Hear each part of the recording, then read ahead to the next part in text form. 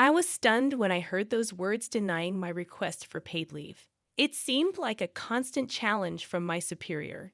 Despite my frustration, I decided not to return. My breaking point had been reached. As I questioned her certainty, she appeared taken aback, her eyes widening in surprise. My name is Nancy, and I recently turned 28. I dedicated a decade to the Candle Corporation, earning the status of an experienced employee at a relatively young age. Although my family wasn't affluent, my parents took great care of me as their only child. I seldom received new possessions, often relying on hand-me-downs from cousins or neighbors. Despite the scarcity of new outfits, I remained content, surrounded by love from neighbors and relatives. Growing up, I cherished memories of weekend picnics in local parks with my parents. Although I had close ties with my cousins, the sense of love and support persisted. As I entered 12th grade, I assumed the role of the student council president, maintaining excellent grades. Despite a scholarship offer for college, I declined, expressing my desire to work as a public servant. Despite my parents' attempts to sway me, I chose a different path, aiming to alleviate any financial burden on them as soon as possible. However, my life took an unexpected turn when my father was diagnosed with a severe illness and eventually passed away, leaving me unable to repay his kindness. In the absence of my father, I took on the responsibility of caring for my mother and continued to reside with her amidst the hustle and bustle of daily life. Time passed swiftly as I navigated the various facets of working life.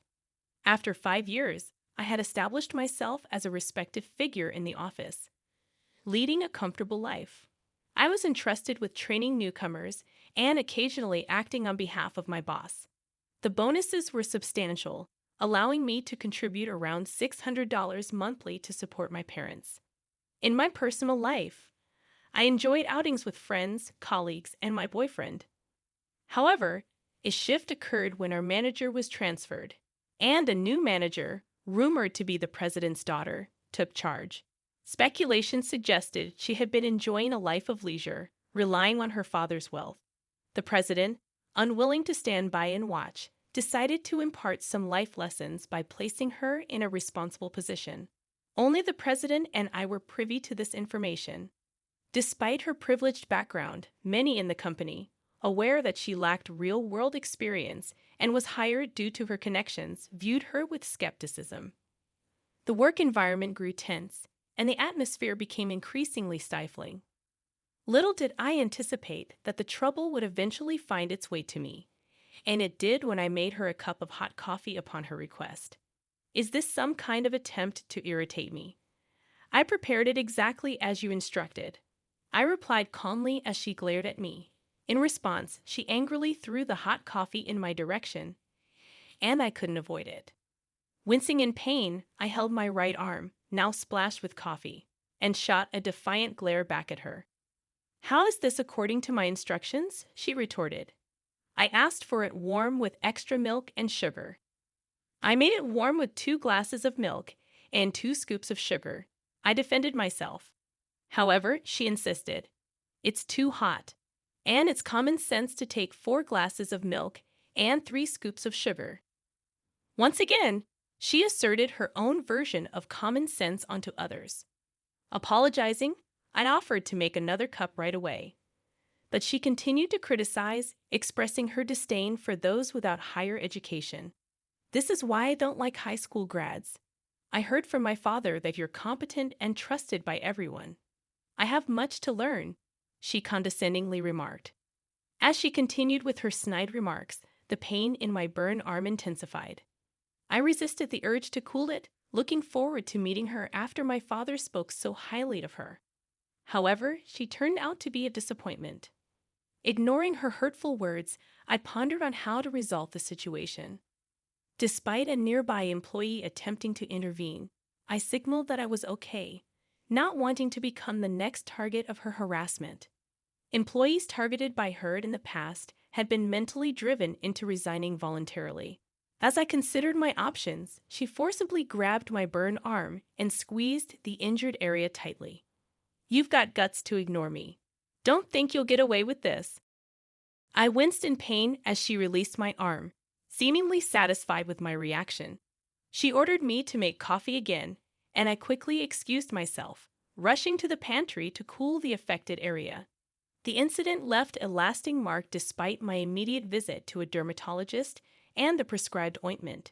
To conceal it, I dressed in a way that hid the injury, avoiding unnecessary concern from my colleagues. From that day on, the harassment from her only intensified. During one instance, she criticized a document, throwing it at me with a red pen, pointing out mistakes. Frustrated, I sighed at her immature behavior. When I inquired about the issues in the document, she dismissed my questions, insisting that it needed to be redone due to its inadequacies.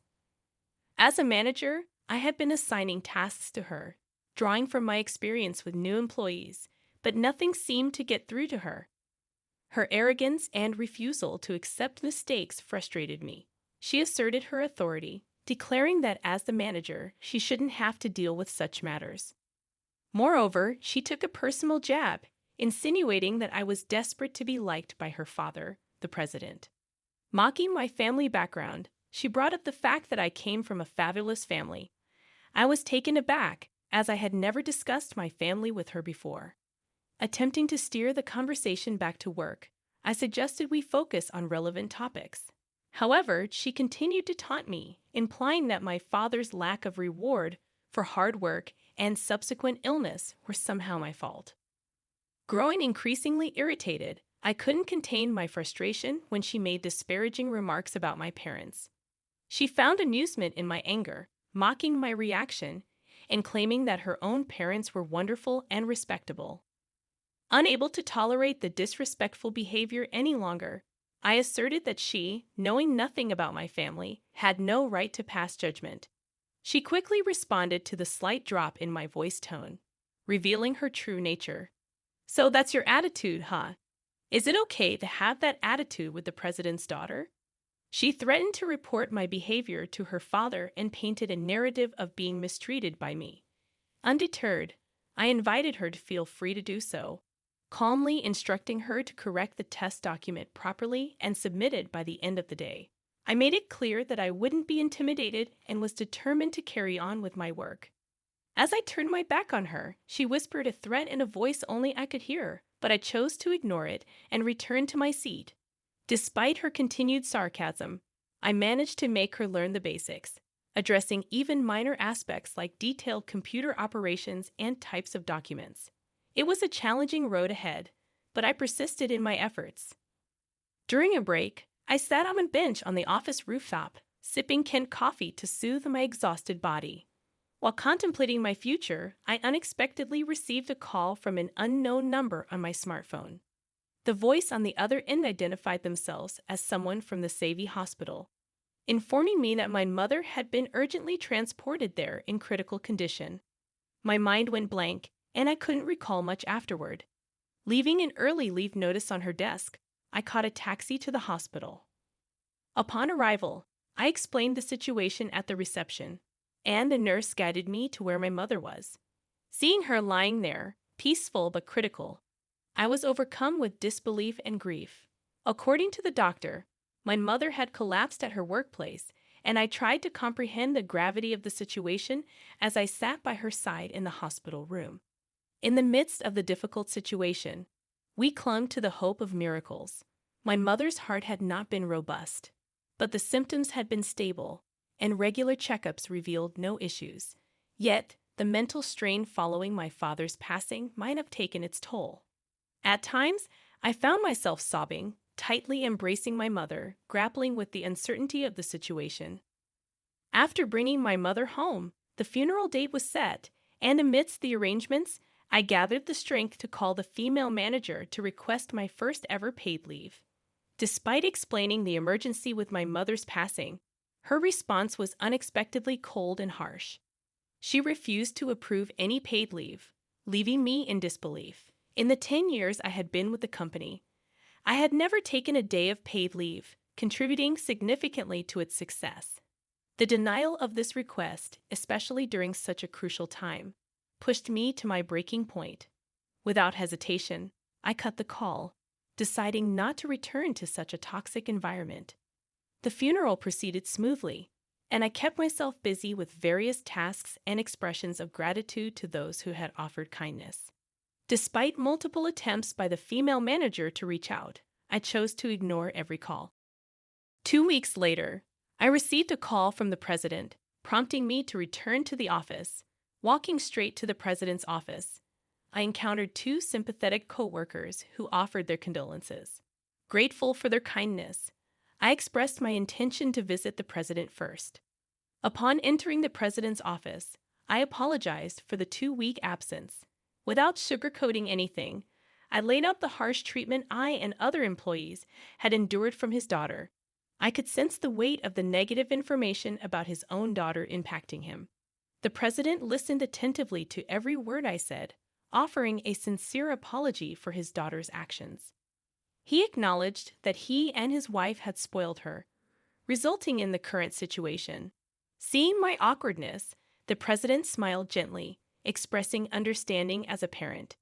Despite my own struggles, he complimented me, calling me a wonderful lady. The president admitted his error in judgment regarding his daughter and informed me that he had spoken to those who had resigned in the past 2 weeks.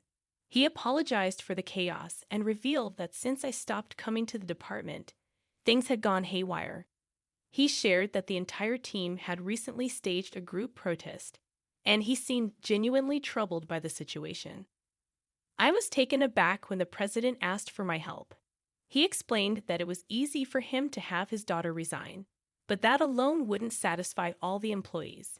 He sought my assistance in resolving the matter, and after looking into the president's earnest eyes, I made up my mind to help. The sanctions against her began, marking the start of a process aimed at rectifying the situation. However, the exasperated female manager reached out, questioning the duration of my time off and urging me to return to the office. Reluctantly, I changed into my work clothes and headed to the office. To my surprise, the office was eerily quiet, devoid of any employees. It felt strange for a weekday, and as I mumbled to myself about the oddity of the situation, I heard yelling from a woman in my department. Peeking cautiously inside, I found her causing a disturbance. Confused, I asked what was going on, and she swiftly turned her attention to me, blaming me for everyone else's absence. I calmly responded, asking her not to shift the blame. She let me go but pushed me away, expressing her frustration and helplessness. It was evident that the situation had taken a toll on her. Her appearance was disheveled, with messy hair and chipped nail polish that she had ignored despite numerous reminders. The former female manager's downfall unfolded as she faced the consequences of her actions. In her disheveled state, with phrases here and there on her jacket, she looked nothing like the queen-like figure she once portrayed. Laughing at her predicament, I confronted her about her misuse of power and lack of real skills. Angered, she threatened to ban me from the company, but I countered with the suggestion that I'd stay if she resigned. Unfazed, she fired me, claiming she would take over the company. Despite her threats, I accepted the situation, bidding her farewell. However, my unexpected reaction seemed to catch her off guard. When she questioned if I realized I was fired, I calmly acknowledged it and began packing my things. As I made my way to my desk, she followed, desperate to salvage the situation. In a surprising turn, I educated her on the illegality of rejecting a justified paid leave request without a valid reason, highlighting the violation of labor laws. Her face turned ashen, realizing the gravity of the situation. I continued, emphasizing the importance of treating people with respect, regardless of differences. She tried to shift the blame, but I stood my ground, asserting her unfitness as a manager. As she shook with rage, our exchange escalated, with both of us throwing insults. The president intervened, revealing evidence of her deeds and dismissing her justifications. He expressed disappointment in her incompetence and the decline in performance under her lead. Despite her pleas, the president decided to transfer her to a rural town for reform. The former female manager's journey to redemption began, marked by a change in attitude and receptiveness to feedback. Despite an apology call, I declined her request to return. Meanwhile, The president personally invited those who had resigned to return, restoring peace and smiles to the workplace. I stepped into the vacant managerial role, overwhelmed but well supported by the employees. Compensation from the former female manager's salary, coupled with a settlement, brought comfort. Life took a positive turn as my boyfriend proposed, and we eagerly awaited the arrival of our child in the coming year. Despite the challenges, I embraced the new chapter in my life with gratitude